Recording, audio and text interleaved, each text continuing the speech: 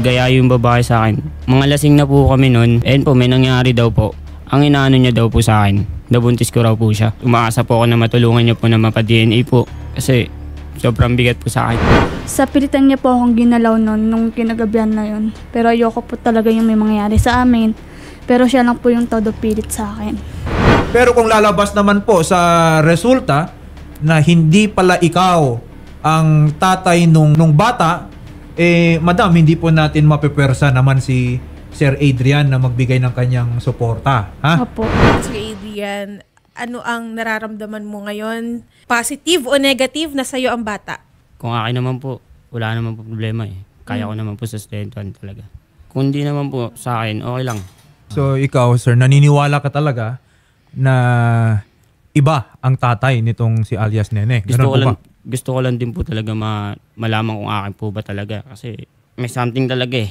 Okay. Hindi, walang problema naman sa atin eh. Kung gusto mo talagang masigurado, eto naman si Ma'am Risa May, syempre, sa kagustuhan din namin ang malaman ang katotohanan. At nandito na nga, no, this is scientific. Alam naman po natin kung gaano ka-credible ang DNA test, di ba, Shari? Malalaman natin dyan, ha? 99.99999 ang haba ng 9 na yan. Okay? So, malalaman natin yan. Ma'am, ano pong nararamdaman nyo ngayon? Hawak na namin ni Shari. Itong resulta po. Kabado po. Kabado rin, no? Ito, attorney, no, nasamahan siya nung reporter natin na si Ruby. So, hindi natin malaman kung anak ba talaga ni Adrian to o si Daniel po. Si Daniel. Apo. Sino na naman si Daniel? Taga pinagbuhatan po yun. Nakilala ko lang din po sa FB. Si Adrian nakilala mo sa FB, tama? Apo. Sa inuman. Apo. Yun, nakilala mo din sa FB. Apo. Pero sir, ha? Kung ito, lumabas talaga na ikaw talaga ang tatay, alam mo naman ang obligasyon nyo sa batas. Yes po. Ha? At in fact, no, kung 3 years old na itong si alias Nene, Siya lamay po. si alias Nene, syempre, no, may mga panahon na rin na nawala. So kumbaga, kailangan mong bumawi sa bata. Ito po ba ay willing kayo, no? Naiintindihan ninyo ang magiging consequences ng babasahin naming resulta ni Shari? Opo. Sa amin dito, Adrian, kung hindi ka talaga tatay, walang problema sa amin. Opo. Okay? Sa akin talaga. Wala kang obligasyon at walang sino man ang pwedeng pumilit sa iyo na suportahan ang kung hindi mo naman talaga anak. Opo. Okay? Pero kung anak mo, at ito ang nakalagay dito sa dokumentong ito, wala ka talagang choice. Wala talaga. Ha? Naintindihan nyo yun? Opo, naintindihan ko. Okay. At ito na nga po, no? Ang ating resulta from ECDNA. Ayan, nilabas ko na, ha? Apo. Okay, at sinabi dito na si Adrian Culibaw Grutas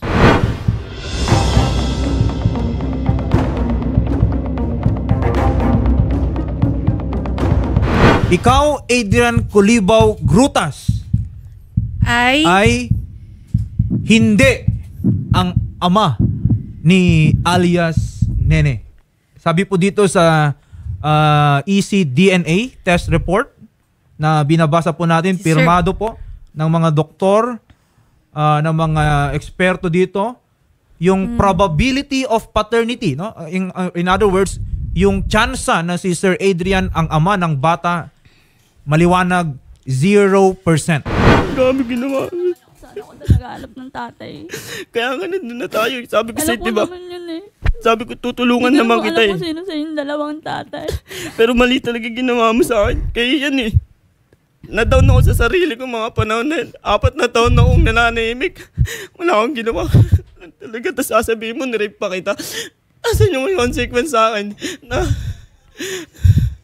Yung mga sinabi ko Pati naman yung mga sinasabi mo sa asawa ko. Kung ano pa pinagsasabi mo. Tapos ganito lang mangyayari. Puro kahiyan talaga. Pati yung asawa ko, nung nakita yung unang episode na to, sabi sa asawa ko, bakit ganun? Mali talaga ginawa mo sa akin. Sabi ko sa'yo, tutulungan kita. Ano lang, humingi ka ng tulong sa akin pag gusto mo lang. Bibigyan naman kita eh. Kaya ko naman eh. Bibigyan kita, di ko sinabing angkinin ko yung bata, ibigay mo sa akin yung obligasyon. Alam mo ba yun? Tapos, inano mo pa sa mga pulis, nirape kita. Ang sakit. Nakakasama ano naman nangyari naman sa akin? Kaya nga, hindi mo wag mo sasabihin na nirape kita wala kasi. Wala naman akong sinabing rape pa. Sabi mo pa nga rin sa ano, di ba? Doon sa ano, nirape kita. Ang sinabi Ang ko, sama mo sa akin. sa pilitan Sa ng pi- ginawa sa piling mo ng sa asawa akin. ko. Pero hindi ko rape yung sinabi Ganun ko. Kundi ginawa yung ko. sinabi sa barangay. Rape yan. Ang kaso dyan. Pero ang rape na sinasabi ko, wala Bakit akong rape? sinasabing rape. Ako nang humingi ng pasensya. Hindi ko din naman alam eh. Sarili. Ginagawa ko lang naman lahat para sa anak ko dahil Kaya nga, di ba? wala Kahit naman nung sumusuporta nanganak sa ka, anak ko, diba? Kundi ako lang. Binibigyan ka naman namin ng nanay ko. Oo, alam ko yun. Minsan nga, Ginagawa ko lang naman lahat para sa anak ko eh. Kahit may sakit ako, tinutuloy ko pa rin lahat. Ngayon galing ako sa mental. Nagpa-check up ako. Dahil sa anxiety ko. kaya itong tulungan. Niwala ka sa akin. Nakita mo dumadaan pa sa palengke yung nanay mo. Ngayon nalaman mo na. Paano yan? Mababalik mo ba yung kaya yan? Diba hindi? Sobra. Hindi mo mababalik yung kaya na ginawa mo sa akin. Dahil sa'yo, na-stop ko yung pag-aaral ko.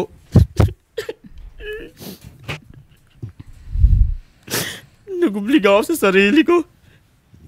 Matustusan ko lang lahat, pati yung pangangailangan ng bago kong anak. Patigil ako sa pag-aaral. Na dahil sa ginawa mo. Alam mo ba yun? Kay Ian yun eh. Bakit mo sasabihin nga pala sa pilitan may kasama ka nun? Ba't ko gagawin sa'yo? Di ba lasing ako noon? Umakit tayo sa taas. Ikaw nga nagaya ng makit ng sa Oo. taas eh. Pero mali yung ginawa mo. Pero yung Sinabi mo ginawa mo nilalabas sa mo, akin, nirape kita. tumabi ka sa akin. Sama ako naman dun, nirape kita. Dapat sumakit pa tayo sa pinakataas. Nakahubad ka na. Nung sabi ko, Nagigigil ako ayoko, sa Jack. sarili ko ngayon. Ayoko. Wala mo lang. Adrian, tiniis ko yun. Tapos yung pagbaba natin doon na yung may nangyari sa atin dahil may tao Kaya yun talaga ginawa mo umuwi sa sa akin. bahay na yun. Sobrang bigat. 4 na taon kung yun ano yan. Dinala-dala. Kahit din naman ako eh. Ayan din yung Tapos pinopoint ko. pupunta Ayun nun yung din mga barangay sa bahay problema namin. ko. Pero tinitiis ko lang kinakaya ko dahil may mga Ba't nga anak sinabi ako. mo sa- Ayoko sumuko. Nagkasakit ako, dinala ako sa mental dahil sa mga problema na yan. Tiniis ko para sa anak ko dahil yung mga pangangailangan ng anak ko hindi ko maibigay dahil wala akong trabaho. Umaasa lang din ako sa asawa ko ngayon. Pero ngayon may away kami. Dahil nakita ko yung combo nila ng lalaki, babae niya. Ngayon may problema din ako. Tinitiis ko lahat. Hindi ko din maibigay lahat ng pangangailangan ng anak ko. Kaya siyempre, The alleged father, si Adrian Grutas, is excluded as the biological father of the tested child. This conclusion is based on non-matching alleles observed at the Lucci listed above with a PI equal. Medyo scientific na yung part na yon. The alleged father lacks the genetic markers that must be contributed to the child by the biological father. In other words, the probability of paternity, malinaw po, no? 0%. Okay? Walang kahit na ano. Walang bahid ng isang Adrian Grutas dito kay alias Nene. So, scientific po ito, pirmado po ng mga doktor, alam naman po natin, pinagkakatiwalaan, credible po ang ECDNA. No? So, Sir Adrian, ito, narinig nyo po no, yung resulta. Kanina nakita namin ni Shari, ano, lahat po dito, no, panood po natin na parang inilabas mo na no, lahat ng nararamdaman po ninyo. Pero matanong ko lang ha, ano po yung nagiging pagbabago sa inyo? Medyo nung po nabasa gumaan ito? talaga. Medyo po gumaan yung pag-iisip ko. Nawala po yung mga gaya po sa kanya. Sasabi niya lagi na, sasabi niya sa akin na pinilit ko raw siya. Tapos ganun. Tapos yung mga iniisip ko, yung kayan talaga eh. Sobrang kayan yung ginawa niya po. Kung di pa ako lumapit po kay Sir Rapi Tulfo dito po, siguro hanggang ngayon nagsusustento pa rin ako, nag-aabot-abot pa rin ako sa ginawa mo. Ang party list na masasandalan. AXIS! Number 68 sa balota. Aware naman na no yung karelasyon mo patungkol dito. Opo. At ito na nga no, at least no may isasabi mo sa kanya na hindi mo anak itong si alias Nene, pero ganun pa man, syempre in the future maging aral din sa iyo to. Aral na po talaga, sobra. Oo. Simula nun, sobrang natahimik talaga yung buhay ko na yung sumama sa mga barkada. Minsan, tumatanggi na talaga ako. Yung may pag-inuman, hindi na ako tumatagal sa gabi. Pag uwi galing trabaho, tulog na lang po. Ganun na lang po. Tapos, minsan talaga yung pag-iisip, minsan nakakabaliw din eh. Yung mapapatahimik ka sa sobrang pag-iisip. At sabi kanina, Shari, parang pati yung nanay itong si Adrian nadamay lahat, no? Nung pamilya Opo, nila. pati yung sinagsasabi niya, pati yung anak ko, kung manguntya siya, sabi ko, di ko na lang din po siya pinapansin. Kung ano po yung chinachat niya sa akin, di ko pinapansin. Bisan, nire-restrict ko. Kung ano pinagsasabi, pati yung asawa niya. Wala. Bisan nga, nakakasagutan ko. Hindi ako yung nagsumasagot doon. Yung asawa ko na lang. Sabi ko, Mami, wag mo nang patulan yan. Wala kang mapapala dyan. Ginaganon ko na lang. Nasa karapatan ng nanay na habulin yung tatay. Opo. Okay? Para suportahan. At the end of the day, yan naman yung nire-require po ng batas. Ang nangyari lang dito sa kasamaang palad, mali pala yung hinabol nitong si alias Risa May, no? Ito bang si Risa May, alam niya at the time na hindi talaga si Adrian ang tatay, pero pinipilit pa rin niya ito. So that is the material question. No? Kaya mabuti na rin at this point onwards, malinaw na sa ating lahat, no, na etong si Adrian Culibaw Grutas ay hindi talaga tatay ni alias Nene. So ngayon, Ma'am Risa May, wala na po kayong karapatan. Okay? Nahabulin, takutin, mag-demand or anything patungkol sa pagsustento, pagsuporta dito kay Sir Adrian Culibaw Grutas. Okay? Nung before this, Yari, meron pa siyang, let's say, deniability eh. Kasi, naniniwala siya na ito si Adrian, ang tatay ng anak ko, okay, hahabulin ko. Kailangan niyang magsuporta. At she has some reasons to believe. Okay? Except na this time, yung reasons niya are already disproved. So, itigil na kung whatever apparent na karapatan na meron dati, itong si Ma'am Risa May Perez. Okay? Kung merong nangyaring trauma, okay, or anxiety, na stress na naidulot kay Sir Adrian Culibaw, okay, the resort is to file an action for damages, siguro. Sobrang Okay. damage talaga. Sobrang laking damage. Kumbaga, danyos, Shari, no? Kasi kanina sinasabi niya, 4 daw na taon na dinala to ni Sir Adrian. Di ba?